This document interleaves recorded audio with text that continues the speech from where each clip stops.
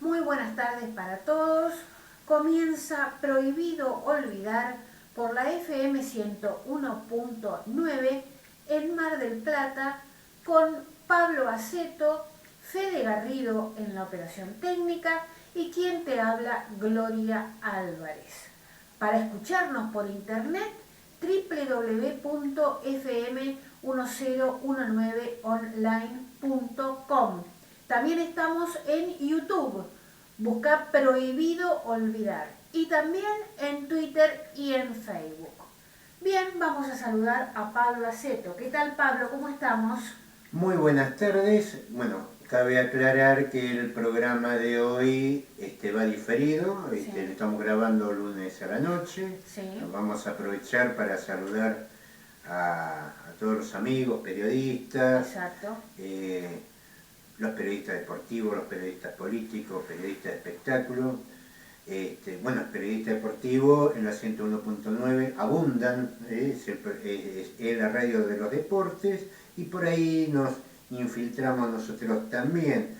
Pero bueno, aprovechamos, por supuesto el programa va a salir el martes, pero aprovechamos también la oportunidad para saludar a todos. Saludamos a todos los periodistas y especialmente a los de la FM 101.9. Y a los prófugos también, como diría. Bueno. A los prófugos que son amigos, que están. Bueno, lo dejamos así. Lo dejamos así. Muy bien, Pablo. Mientras preparamos la columna de Cortés, vamos a contar cómo va a ser el programa de hoy. Tenemos, la columna de Alberto Cortés se llama La situación internacional. Muy bien. Vacunarían casa por casa. Colapso sanitario. Desde Balcarce piden más camas para Mar del Plata. Bianco dice no a las clases presenciales. Tener 400 casos diarios de COVID en Mar del Plata es poco creíble. ¿Quién dice esto? Ya lo vamos a saber en el transcurso del programa. Transportistas escolares y la justicia rechazó cautelar para que haya clases presenciales. Tu columna, Pablo, 580 millones de dólares para el gas que no hay. Exactamente. Así se titula. Muy bien. ¿Lo tenemos listo a Cortés? Arranca. Nunca se puede entender adecuadamente una realidad pequeña sin comprender el marco global en el que está inmersa, aunque luego nuestra capacidad de incidir en ella puede estar restringida principalmente a lo que tenemos más próximo. Esto vale, por ejemplo, para las políticas municipales, solo analizables en el contexto de las situaciones provinciales y nacionales, y también se aplica a estas últimas con respecto al contexto internacional. Pensar globalmente para actuar localmente. Tras la Segunda Guerra Mundial, el mundo se transformó en un escenario de conflicto, en general frío, en algunos puntos y momentos caliente, entre Estados Unidos y sus aliados y la Unión Soviética y los suyos, con un tercer mundo algo más cerca del segundo bloque, pero en general pivoteando en el conflicto, y de allí su nombre. La caída del muro de Berlín, simbólicamente, y la disolución de la Unión Soviética abrieron una etapa en la que Estados Unidos quedó como única superpotencia y la Federación Rusa se debatía, bajo Boris Yeltsin principalmente, en un proceso de retorno al capitalismo y creación de una burguesía más bien mafiosa, que ya antes había sido en su mayor parte burocracia, perdiendo al mismo tiempo la mayor parte de su influencia mundial anterior. No debemos olvidar que la guerra de Afganistán, perdida por la Unión Soviética al defender a gobiernos locales prosoviéticos contra milicias islámicas, alimentadas de quienes se horrorizaban primero por medidas del gobierno de izquierda, tales como permitir que las mujeres accedieran a la educación, y luego por las atrocidades de las tropas soviéticas, fue una de las causas que aceleraron la crisis de la superpotencia. Pero desde la llegada de Vladimir Putin al poder, el escenario se fue modificando considerablemente. Se recuperó del descalabro de la era Yeltsin, con notable mejoría del nivel de vida de su población, que se refleja en el elevado grado de aprobación de Putin, aunque la prensa hegemónica mundial, que responde al poder norteamericano, acuse de dictatorial al gobierno de Moscú, e indudablemente existen elementos importantes de autoritarismo allí, el apoyo social también es indudable, y la reivindicación occidental de personajes como Alexei Navalny se debe solo a su afinidad actual con esos países y no a su peso real en la sociedad rusa, donde, de acuerdo a encuestas y resultados electorales, no es ni de lejos el principal oponente de Putin, siendo superado por el Partido Comunista y el Liberal Demócrata de ultraderecha, todos muy lejos de Putin, pero Navalny aún más. Rusia es el país con la mayor cantidad de ojivas nucleares, aunque seguido de cerca por Estados Unidos, ambos muy lejos del tercero, que es China. De todas maneras, es muy improbable que estos arsenales lleguen a usarse, y menos de forma generalizada, porque significaría la desaparición de, como mínimo, los países protagonistas y de muchos otros más. La guerra no ha cesado prácticamente nunca después de la Segunda Mundial, pero se hace en forma localizada, por regiones y con armamento no nuclear.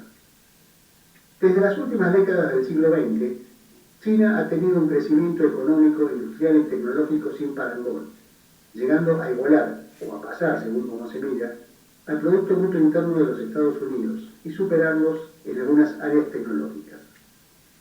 Su poderío militar está aún muy por debajo del de ese país, pero crece en forma rápida. De todas maneras, China se ha involucrado en mucho menos guerras que los Estados Unidos y ha privilegiado la diplomacia y las relaciones económicas como forma de vincularse con el resto del mundo. El momento actual se caracteriza globalmente por la declinación relativa del poder y la influencia norteamericanos, lo que desespera a los círculos dirigentes de ese país. El debate Trump-Biden, por ejemplo, es sobre todo un debate de cómo mantener esa hegemonía mundial, llamada por ellos liderazgo. En la necesidad de mantenerla coinciden ambos. Latinoamérica ha sido el primer territorio no formalmente estadounidense que los Estados Unidos han considerado casi de su propiedad. Venezuela, haciendo punta de la tendencia a buscar la integración, unidad e independencia de la región, ha sido la primera preocupación de todos los gobiernos, tanto demócratas como republicanos, que consideraron primera prioridad asfixiar y aplastar a la revolución bolivariana. Los intentos más salvajes y violentos se dieron con Trump y claramente han fracasado, al punto de que la mayoría de países que alguna vez dieron reconocimiento a Guaidó se lo han quitado y hasta los propios Estados Unidos estarían por hacerlo. Han perdido el control absoluto en México, Bolivia, Argentina y van en camino a hacerlo en Perú, Chile, Colombia y Brasil. Hasta el neoliberal Bukele de El Salvador se les vuelve indócil, sin cambiar de ideología, pero acercándose a China. Europa, en especial occidental, ha sido el principal aliado estratégico de los Estados Unidos desde las dos guerras mundiales del siglo XX. Linda con Rusia, con más de 4.000 kilómetros de frontera, está aproximadamente a la misma distancia de Estados Unidos que de China. Si algún día Europa decidiera tomar seriamente ventaja de su cercanía y complementariedad, especialmente energética con Rusia, o si se involucrara mucho más fuertemente con el proyecto chino del cinturón y la ruta, también llamado Nueva Ruta de la Seda, como ya lo ha hecho Italia, el declive del poder norteamericano se aceleraría al máximo. Por eso, Estados Unidos busca crear todas las distancias y conflictos posibles entre Europa y Rusia, al tiempo que se retuerce mascullando cómo hacer para frenar el avance de la influencia china. Ha mantenido a la OTAN, a pesar de la disolución del Pacto de Varsovia y de la lógica de la Guerra Fría. Más aún, la ha ampliado y sigue haciéndolo, incorporando países excomunistas, pero con muy importante tradición y presencia actual de la derecha y la ultraderecha, con el claro objetivo de rodear a Rusia. Ha impulsado revoluciones de color, por ejemplo en Ucrania, para volver a esos países más cercanos a sus políticas. Sigue haciéndolo con otros como Bielorrusia. Se ha opuesto hasta con sanciones a empresas europeas al gasoducto Nord Stream 2, próximo a terminarse, que por debajo del mar Báltico llevará gas desde Rusia hasta Alemania, país más interesado en completar este ducto.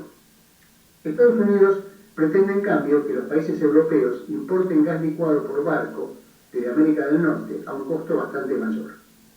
Ucrania, país que cerró recientemente 3 estaciones de televisión y 14 más en 2014, exhibiendo lo que son los derechos humanos para algunos aliados de Estados Unidos, también zapatea por el Nord Stream 2, porque mermará su percepción de peajes por el gas ruso que hoy pasa por ese país. Contra China, Estados Unidos promueve todas las rebeliones que puede en su interior y sus cercanías. Hong Kong, Taiwán, Xinjiang, con activistas musulmanes uigures. Trata al mismo tiempo de bloquear la propagación en otros países de la tecnología de vanguardia china, por ejemplo, el 5G. También busca acercarla, fortaleciendo relaciones, incluso militares, con países como Japón, Corea del Sur, Australia y Nueva Zelanda. Incluso con India, con el gobierno nacionalista de derecha de Narendra Modi, que pivotea la política mundial, pero que mira de reojo a China y su cada vez más aliada Pakistán, con los que ha tenido guerras en el pasado. Las ilegales mal llamadas sanciones de Estados Unidos contra muchos países, entre ellos Rusia y China, han impulsado un acercamiento entre ellas, una tendencia al desarrollo de autoabastecimientos y una búsqueda de medios de pago alternativos al dólar y al sistema financiero controlado por Estados Unidos. Un continente muy importante al que suelen prestar poca atención las agencias noticiosas es África, con la población más joven del mundo y 55 países que van recuperándose del pasado colonial que buscó destruir sus culturas para apoderarse de sus cuantiosos recursos naturales. Aunque presenta gran heterogeneidad de situaciones, tiene muchas razones para pensar en un futuro prometedor y también obstáculos, y sigue siendo mirado con atención por las grandes potencias, mucho más de lo que lo hacen sus medios de prensa. Vacunarían casa por casa a una parte de la población bonaerense. Esta es una nota de Cazador de Noticias.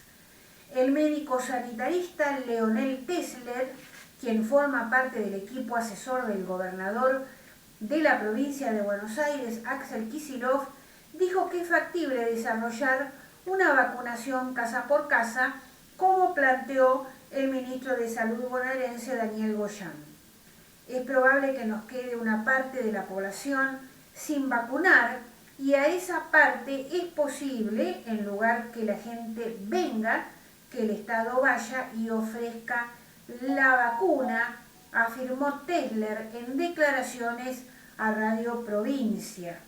El funcionario aseguró que para favorecer que la gente más grande se vacune, se abrió la vacunación libre para mayores de 70 años que se acerque a cualquier vacunatorio.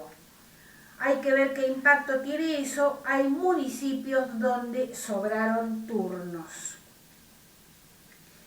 Colapso sanitario. Desde Balcarce le piden a Goyan que se amplíen las camas en Mar del Plata. En el Hospital Fossati de Balcarce, único efector de salud del partido, se trabaja al límite de la capacidad.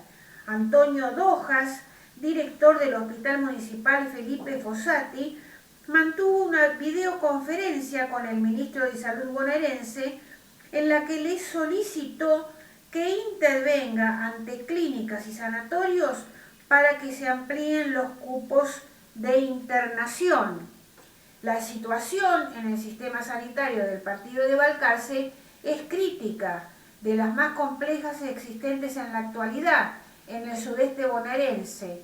Durante todo el mes de mayo, la curva de contagios creció, con duplicación de casos de una semana a otra, y las consecuencias se ven por estas semanas con saturación de camas en el Hospital Municipal Felipe Fossati, único efector de salud del distrito.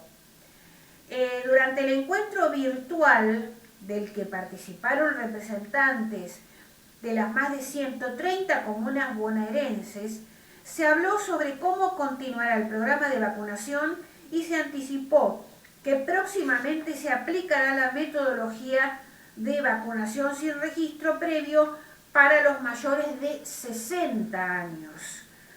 En lo que respecta a Balcarce, Dojas se encargó de formular una requisitoria al ministro bonaerense vinculada a la derivación de pacientes con COVID a otros centros de salud de la zona, una problemática que se desarrolla desde hace varias semanas. En ese sentido, Dojas, director del hospital, explicó que se hace difícil concretar los traslados con las obras sociales, sindicales y prepagas y le solicitó directamente al gobierno bonaerense que intervenga ante clínicas y sanatorios para que amplíen los cupos correspondientes, sobre todo de Mar del Plata. Bueno, recordemos que Balcarce pertenece a la zona sanitaria octava, donde está Mar del Plata, y hay varios partidos vecinos. No, la extensión del área administrativa de zona sanitaria octava es de otra época, ¿eh? Independientemente de lo que es esta eventualidad, Sí. Pero realmente zona sanitaria cubre un territorio más grande que la quinta sección electoral, lo cual ya no es decir poco. Claro, claro. Con cabecera en Mar del Plata. Con cabecera en Mar del Plata, pero es de otra época eso, no ha existido un replanteo de lo que es, de lo que se necesita sobre políticas de salud en todo lo que es el interior, por lo menos en lo que es esta porción de la provincia de Buenos Aires. Claro, porque el Hospital Intersonal General de Agudos, el IGA, no alcanza. Y no va a alcanzar. A ver, es un hospital que era parte del segundo plan quinquenal de Perón, que no lo terminó, que lo termina en su gobernación Oscar Allende, y de ahí venimos. Claro. Y la población se ha multiplicado, no solamente en la ciudad de Mar del Plata, sino en todo este territorio que ocupa zona sanitaria octava, donde realmente, si bien ha avanzado, pero por ejemplo Mar del Plata no tiene hospital municipal, bueno, Batán no tiene ni cementerio, no tiene colectivo, lo tiene a Pelú, nada más. No tiene hospital. Le mandamos un saludo, lo único que tiene Batán es Pelú, y para de contar. Bianco, el jefe de gabinete bonaerense, dice: no sería recomendado volver a las clases presenciales. Insistió en mantener las clases virtuales. Con los números de hoy no es recomendable la presencialidad.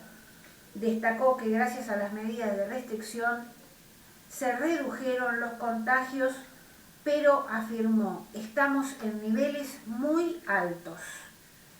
El jefe de gabinete bonaerense, Carlos Bianco, señaló que no sería recomendado volver a las clases presenciales de acuerdo al nivel de contagios de COVID-19 que registra hoy la provincia de Buenos Aires, a pesar de las medidas de restricción impuestas por el gobierno nacional. Tenemos 2 semanas de caída de casos, pero fue una caída desde un pico muy alto, de más de 12.000 casos. Ahora estamos en 10.000 casos promedio, se redujo un 17%. Consultado sobre los pasos a seguir a partir de la semana que viene, cuando venza el DNU firmado por el presidente Alberto Fernández, el funcionario indicó que dependerá de la discusión que haya con el gobierno nacional y con la ciudad de Buenos Aires. Bueno, vamos a decir que el último DNU de Alberto Fernández, y sobre todo este último fin de semana, de 5 y 6 de junio, que era estricto el aislamiento,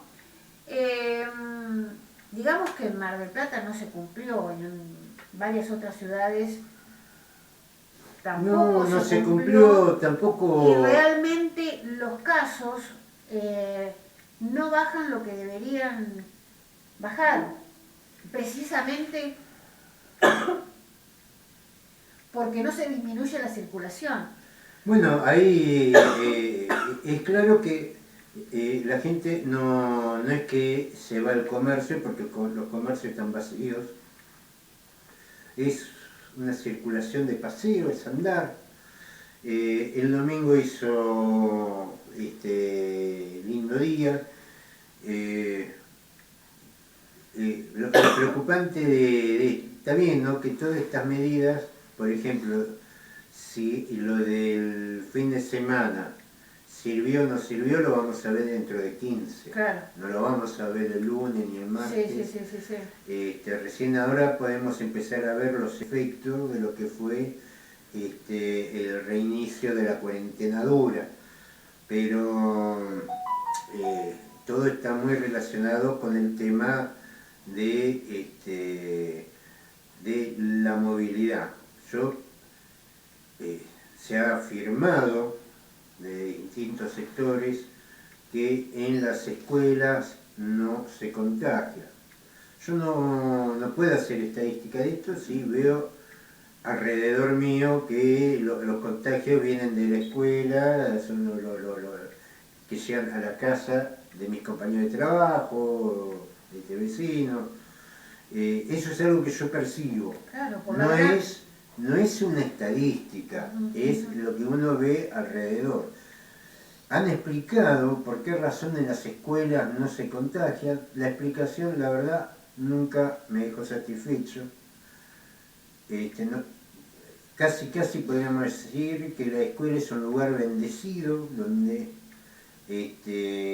como el camposanto, el campo bendecido, donde Drácula no entra, o la iglesia donde aparece la cruz y se va el coronavirus. Nunca entendí muy bien esto, lo he tratado, por ahí soy yo que no lo entiende, ¿no? Pero no sé por qué en la escuela no se contagia, ¿no?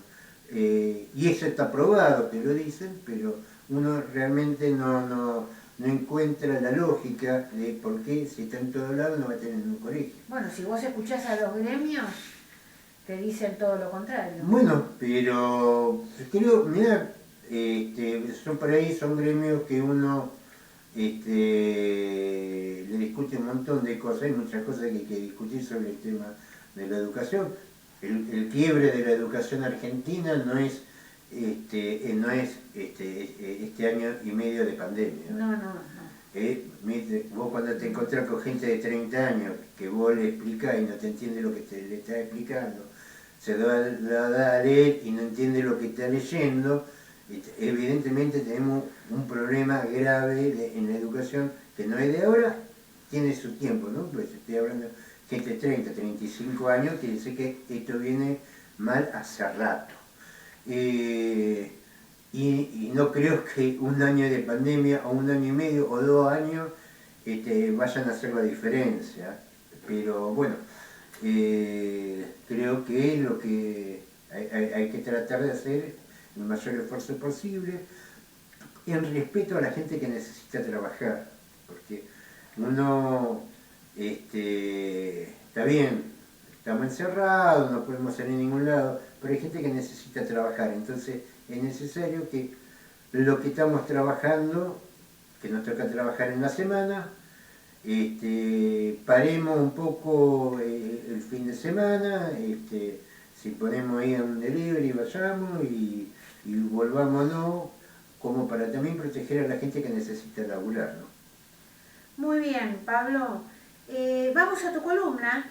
580 millones de dólares para el gas que no hay. Bueno, esto es lo fascinante de este país, donde se le aumenta con retroactividad a los impuestos a los monotributistas, un 35%, y algunos se horrorizan porque los legisladores se aumentaron un 40%. Guarden algo de sorpresa para el final, porque esto no termina. Ajá. Hemos venido desarrollando durante varios años sobre el tema energético, Y desde el año pasado, y están los videos para el que los quiera ver, para que tenga ganas de divertirse con nosotros, sobre cómo se iba desarrollando el desabastecimiento, que después le echaron la culpa por un paro que hubo en abril en una de las 9 provincias petroleras, Sí, ¿no? sí, sí. Lo que se gastó, que eso lo tuvimos en abril, por supuesto, ya en el 2020 habíamos hablado de los 1.900 millones de dólares de déficit que dejó las políticas energéticas de Macri. Ya hablamos de los 440.000 millones de pesos, nada más que en subsidio directo a lo que es la energía. A eso también habría que agregarle algunos subsidios que se pagaron, por ejemplo 2.500 millones de dólares a la Pan American Energy, que era un plan de subsidio que había hecho Macri.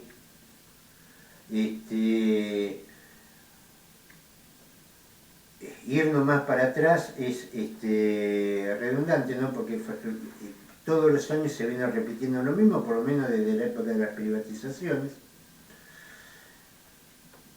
Y a esos 440.000 millones de pesos, que en su momento valían 6.500 millones de dólares, llegamos a importar petróleo, gasoil concretamente, para alimentar el parque de generación eléctrica. ¿Cuánto más o menos se va a gastar? Eso ya no es nuevo, lo veníamos hablando, 250 millones de dólares, que son 8 barcos con gasoil, porque vamos a quemar gasoil, para que tengamos electricidad. Ahora, ante esto que es un evidente fracaso, viene, o por lo menos ya se perfila, ya está lo que es la afectación de lo que se llama el impuesto a la riqueza. ¿Qué es lo que se ha discutido sobre el impuesto de la riqueza? Que si Tevez la pone, que si no la pone, que si el mismo que lo propone, que es Máximo Kirchner, lo va a pagar en cuotas o no en cuotas. En todos lados del mundo hubo una contribución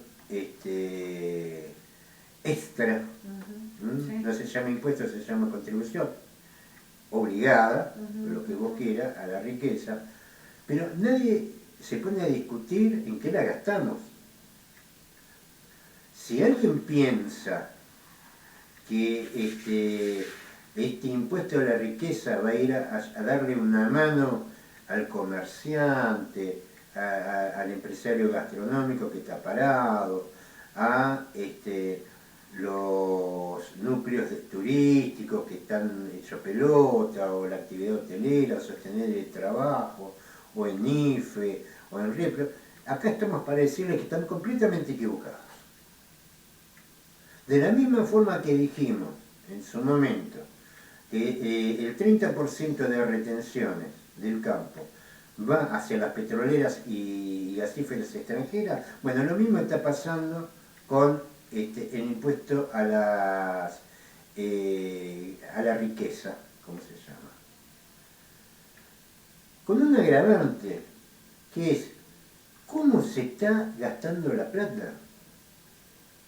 Porque si dijéramos, miren, estamos resolviendo, aunque sea fuerza de billetazo, el sistema, bueno, uno criticaría el mal, buen uso, bajo uso, pero 440.000 millones el año pasado, 1.500 millones de dólares durante el último ejercicio de Macri. Y así hasta llegar a Menem. Ahora, Por supuesto, y esto está como fondos afectados, el impuesto a la riqueza le va a dar al sistema, a las petroleras, a la gasífera, y lo va a hacer a través de la IACE, 36.400 millones de pesos, que es lo recaudado hasta ahora por el impuesto a la riqueza a las gasíferas. ¿Qué estamos hablando? De Pan American Energy, qué sé yo, Gas Total, Chevron que no produce, pero sí nos vende el stock que ellos tienen en Norteamérica. Es decir, después de lo invertido y después de tener que salir a importar energía, porque los que tenían que producirla acá no lo produjeron y le querían echar la culpa a un corte de ruta en una provincia de las 9 petroleras, ahora le vamos a dar lo que sería en dólares 580 millones de dólares. Yo no sé si lo de Tevez, de hacer un recurso de amparo, está bien o está mal, eso lo dirá la justicia. Lo que sí es claro que esa plata no iba al Fort Apache. ¿Se entiende? Acá, cuando hablamos sobre todas estas cuestiones que desarrolló Gloria, sobre la gente que quiere trabajar, la gente que no tiene recursos, y esto un poco también parafraseándolo al flaco Ferrari, ¿no? Cuando dice plata hay, y sí que hay plata.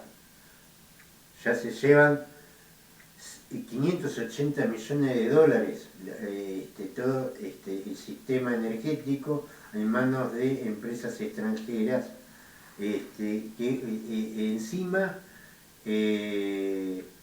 pisan nuestra producción para alentar la importación, porque lo que nosotros no estamos produciendo acá en Argentina,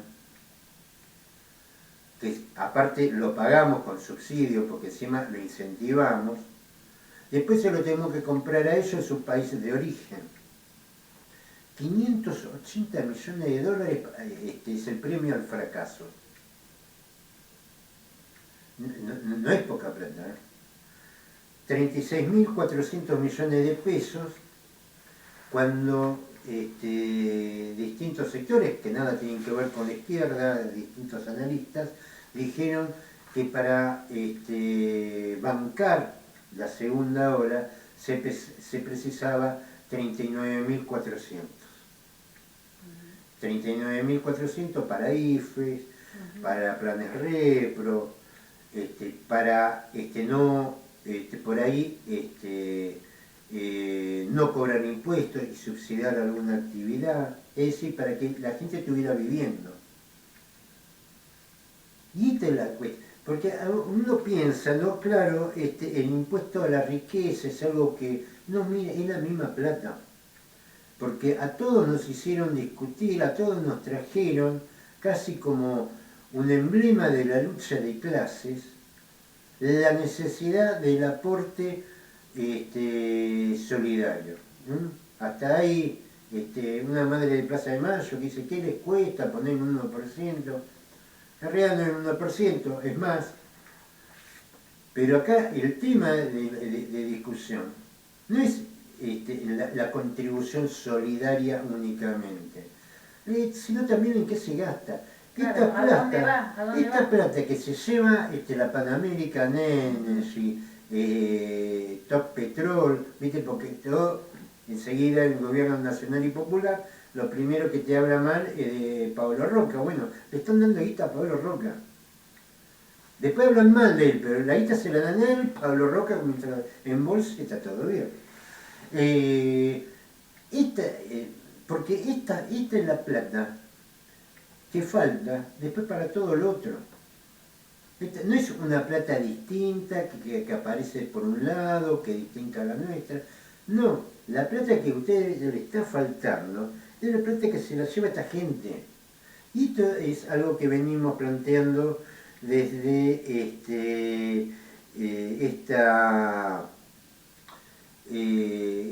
humilde programa de radio que lo tratamos de transmitir por distintas redes.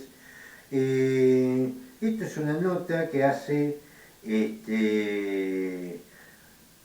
La Opinión Austral, es un diario del sur, que son por lo común lo que más desarrollan los temas energéticos, donde Darío Martínez, el ministro de Energía de la Nación, muy suelta de cuerpo y hasta incluso en una conferencia de prensa hace este anuncio: mirá que bárbaro, le vamos a dar 580 millones de dólares a unos tipos a que ya le dimos 6.500 el año pasado, pero como no produjeron, porque en una provincia de las 9 petroleras hubo un paro, entonces le gastamos 25.000 millones de dólares para importar los stocks que ellos tienen en su país de origen. Pero este año confiamos en ellos y le vamos a dar 580 millones de dólares más. Entonces sostenemos su rentabilidad. A mí me llamó mucho la atención, y no creo que sea por este programa, la plata que están poniendo ahora las petroleras en los distintos canales de televisión.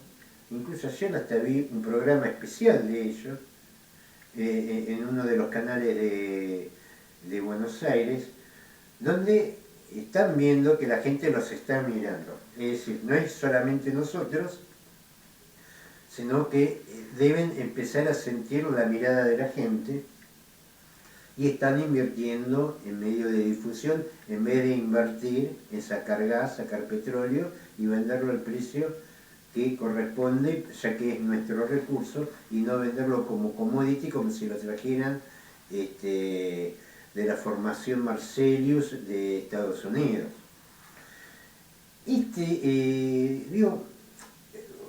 Si uno no sabe, no sabe.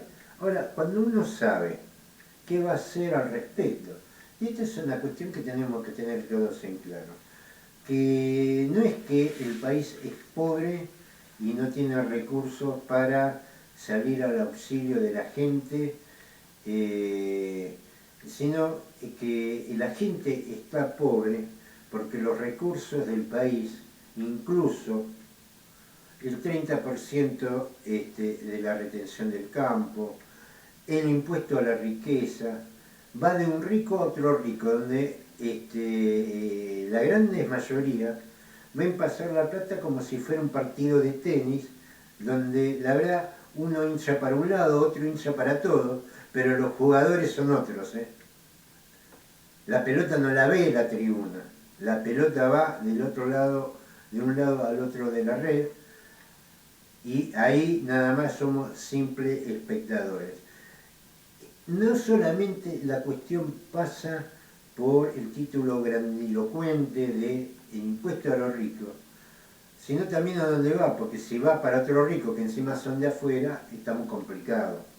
Y esta es la cuestión de debate, algo que yo no veo, no solamente en los grandes medios porteños, tampoco lo vamos a ver, porque si las petroleras, ayer la Pan American Energy haciendo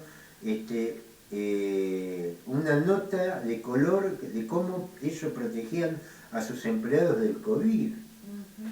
Eso le preguntaron, ¿cómo llevan el COVID a Pan American Energy? Lo he visto yo anoche. Sí.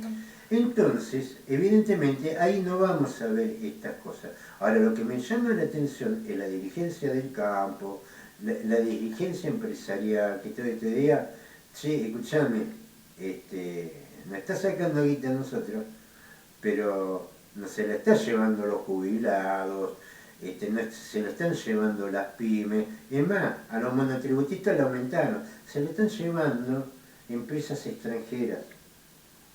Entonces, realmente... ¿Y la oposición tampoco? No, la oposición, olvídate, porque son parte también del juego. Porque la grieta es para la gilada, tengan esto en cuenta, la grieta es para la gilada. Pero a uno sí les llama la atención que sectores gremiales, llámese de trabajadores y empresariales, no visualicen esto, no digan nada y solo digan por ahí de vez en cuando que es 5.500, perdón, 580.000, perdón, 580 millones de 580 millones de dólares que es para dárselo a los planeros. No, los planeros no van a recibir 580 millones de dólares. Ni tampoco los jubilados de la mínima, ni tampoco el plan alimentar. Estos 580 millones de dólares se las llevan las mismas empresas que vaciaron nuestros recursos, que pisaron nuestra producción para que les saliéramos a comprar la producción de ellos en otro lado, porque no las pueden colocar, porque le están sobrando. ¿Se acuerdan cuando empezaron a utilizar cuevas y cascos de barco viejo para abordar el petróleo? Bueno, no se están vendiendo eso. Tengan esto como parte también de la discusión de algo que se ha presentado como la gran lucha popular para la aplicación del impuesto a la riqueza, que en definitiva se la están llevando otros ricos, que encima son de afuera. Tener 400 casos diarios en Mar del Plata es poco creíble. ¿Quién dice esto? El ex secretario de Salud de General Pueyrredón, Gustavo Blanco. El descreimiento sobre la cantidad de casos que refleja el parte oficial es generalizado, un tema que puso en foco el ex secretario de Salud de General Pueyrredón, Gustavo Blanco. El médico se volvió a pronunciar al respecto, como así también en el marco de una fase 2 que no está siendo respetada en gran medida. La restricción que hemos tenido es parcial, porque hay mucho movimiento en las calles de Mar del Plata. Es una restricción no controlada y sin un plan de vacunación ni testeos. Lo único que hace es perjudicar a comerciantes y a chicos que tienen que ir a las escuelas. Mar del Plata es víctima de la entrega de vacunas que compra Nación. Esta semana van a llegar más vacunas, pero lo otro que no tiene la ciudad, dice Blanco, es la posibilidad de hacer más testeos, que sí es responsabilidad del municipio. En cuanto a los contagios que se informan diariamente, los números del parte oficial con 400 casos por día no cierran, porque si de los 20 laboratorios uno solo tiene 60 casos positivos, el número es irreal. Hay una disociación entre la realidad, la verdad y lo que se lee en Mar del Plata. El especialista dice, el doctor Blanco, que con una campaña agresiva de vacunación y un buen número de testeos a cargo de la municipalidad por barrio, podemos llegar a disminuir la circulación viral y la mortalidad, que es muy alta. Y termina diciendo el doctor Blanco que se viene una suba de casos en Mar del Plata. Lamentablemente hay un aumento considerable de fallecimientos. Es muy triste lo que está pasando. Son muertes que se podrían haber evitado, dice el doctor Gustavo Blanco. Pero ¿qué cosa ve Blanco en Mar del Plata que no se ve en otro lado? Mirá, yo lo que estoy pidiendo al intendente que resuelva el tema del transporte y no se lo dé. Hemos hecho una fuerte crítica sobre su política de transporte, donde sigue privilegiando a los empresarios de siempre. Bueno, de eso hablamos nosotros nada más.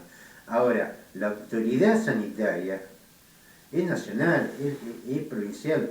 Pero vamos a decir, Pablo, que la municipalidad Tampoco difunde, bueno, habla de los testeos del doctor Blanco, que están a cargo de la municipalidad, y que no se hacen en el número que debería hacerse. Pero, a ver, la municipalidad cobra tasas de servicio, no cobra impuestos.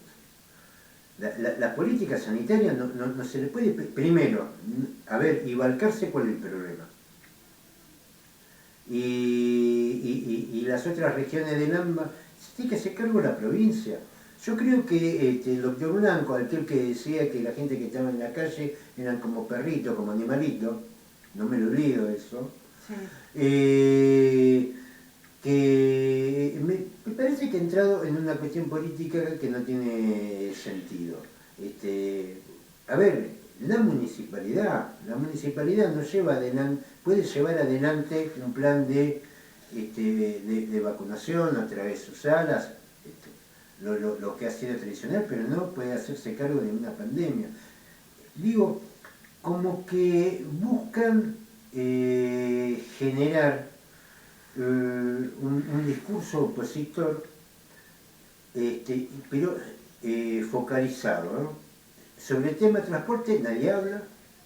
A ver, al doctor Blanco, ¿le parece que el sistema de transporte es un elemento de contagio? Sí. Que vaya la gente para... pero el Totalmente, tema del transporte no lo toca. No. Y eso sí es responsabilidad de la municipalidad. Claro, sí. La responsabilidad de la municipalidad es el transporte. No es el testeo masivo porque no tiene los recursos ni los elementos. Eso lo tiene que hacer a través de zona sanitaria octava, a través del Ministerio de Salud y de Educación. Pero como no quieren tocar el tema del transporte, porque nadie, viene época de campaña, esto o lo otro, siempre hace falta plata para la campaña, el tema del transporte no le toca. A ver, si el doctor Blanco me plantea, mire, acá hay que hacer todo un replanteo sobre el sistema de transporte, bueno, yo ahí le doy la razón y esa es responsabilidad de la municipalidad. Ahora, como el tema de transporte no lo quieren tocar, y no lo quieren tocar porque son turros, porque están metidos, porque están haciendo campaña y quieren hacer campaña más adelante. Y esto hay que decirlo claro. Aquel que decía que la gente que estaba en la calle le gustaba la calle porque eran como animalitos, eran como perritos. Acá el tema, si la municipalidad tiene una responsabilidad, es por el sistema de transporte, que evidentemente el doctor Blanco no se quiere meter. Porque estos son los opositores de cuarta que tenemos también en la ciudad de Mar del Plata. Porque estos que estaban saltando de un lado al otro, porque ahora consiguió un concejal en la provincia, ahora se quiere hacer el proquisilo. Y la verdad que la responsabilidad sanitaria es de la provincia de Buenos Aires y es de la nación. Y es responsabilidad de la municipalidad que el transporte funcione como tiene que funcionar para estos casos. Pero claro, no nos vamos a meter con los empresarios del transporte. Digo, todos estos tipos, la verdad que ya me tienen cansado, porque encima lo hacen a través... Acá ¿qué es lo jodido de esto? Cuando lo hacen desde el título, son médicos, no pueden manchar el guardapolvo con estas cosas. Yo lo escucho a Alejandro Ferro, Sí. que es un hombre de la política, que es un hombre que es de la oposición de este gobierno. Y sin embargo el hombre tiene una altura, una jerarquía, y mirá que yo lo he criticado a Ferro, pero la verdad tengo que decir que es el tipo que más claro ha planteado las cosas, con idoneidad, haciendo honor también al título de médico. No es el caso de Blanco. Transportistas escolares ofrecen sus combis para descongestionar la hora pico de colectivos. Las combis manifestaron nuevamente frente al municipio afirman que hay 300 familias en Mar del Plata que están paradas, piden subsidios o ayudar en el transporte público. Esto pasó el día de ayer, día lunes, una columna de combis escolares cortaron el tránsito en Luro, a la altura de Irigoyen, para reclamar al gobierno nacional y provincial que les permitan trabajar o al menos otorguen algún subsidio. Dicen que hay 300 familias en Mar del Plata que están totalmente paradas. Nosotros hicimos un petitorio el 28 de mayo y no hemos tenido respuesta. La verdad que no podemos seguir esperando, dice Cristina Rubio, que es la vocera de los transportistas escolares en Mar del Plata. Y Rafael Canobra, que es el referente del sector a nivel provincial, afirmó que el sector busca que el Estado asista económicamente a los trabajadores que no pueden trabajar durante la fase 2 y arrastran todo el 2020 sin actividad. Y que les reconozcan los impuestos como patentes y gastos de administración, gastos de habilitación. El diálogo es positivo, pero lento y sin soluciones, dicen los transportistas escolares que ya llevan meses y meses sin trabajar. Hay algo que está faltando en la nota, seguramente está en la parte final, pero como nos queda poco tiempo me gustaría recalcarlo. Están planteando de ser el refuerzo del transporte público. Sí, bueno, eso le vamos a decir ahora. Sí. Como veo que queda poco tiempo, voy a acelerar esto. Plantean para el traslado de chicos a la escuela, para el traslado de maestros a las escuelas. En las horas pico. Para traslado siempre la apertura y cierre de las escuelas, son horarios pico. Sí. Para movilidad y traslado de auxiliares. Bueno, esas son las cosas que sirven. Y son choferes y son propietarios de combi. Sí. Yo hubiera preferido que Blanco hablara de eso, no de pedirle a la municipalidad lo que la municipalidad no puede hacer. Pero esto sí la municipalidad lo puede hacer y la verdad hay mucha más coherencia, hay mucha más visión práctica en trabajadores que en tipos que utilizan el título para hacer politiquería barata. ¿Qué dicen los transportistas escolares? Planteamos la posibilidad que se pueda ayudar al transporte público de Mar del Plata, que está superado totalmente en las horas pico. El gobierno no hace nada y tiene a la mano 300 unidades para poder sacar la hora pico y no sacarle ni a las empresas de colectivos ni ir contra el chofer de UTA. Lograr que la ciudadanía viaje tranquila y bajar los contagios. Bueno, eso es es una excelente idea. Es lo más razonable que hemos escuchado, porque lógicamente la gente está desde una perspectiva de buscar soluciones y no de tratar de tirar agua para su molino en una actitud realmente despreciable. Muy bien. La justicia rechazó la cautelar que presentó un colegio para que haya clases presenciales.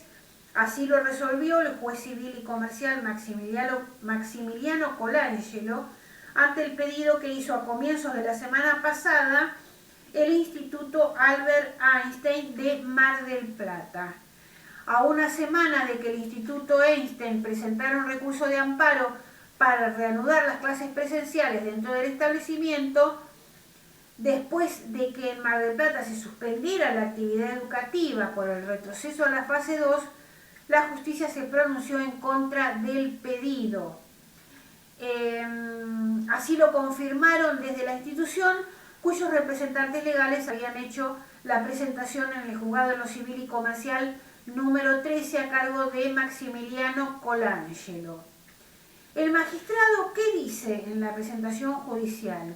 que no hay una sola referencia al estado actual del nivel de contagios en esta ciudad, ya que desde la institución educativa solo mencionan la existencia de 30 casos de coronavirus en la institución, situación que no se refleja en toda la ciudad, fuertemente golpeada desde hace varias semanas por la segunda ola de la pandemia. En ese sentido, Colangelo consideró que sobreponer la situación particular a la que atraviesa toda una comunidad no es comprender la emergencia, las características de la pandemia y la existencia de circulación de un virus. Esta situación de emergencia no solo afecta a la amparista, afecta a toda la sociedad, a toda la comunidad de la ciudad de Mar del Plata, de la cual el Instituto Albert Einstein forma parte. Bueno, esto es lo que dice el doctor Maximiliano Colangelo con respecto a la presentación que hizo una escuela privada Que ya fue rechazado. que fue rechazada. Muy bien, Pablo, hemos terminado. Nosotros nos estamos despidiendo hasta el martes que viene y como siempre nos despedimos con música. Como no puede ser de otra manera, vamos a ver si Fede nos da bolillo. Por supuesto que sí. Ah, Hasta el martes. Chao.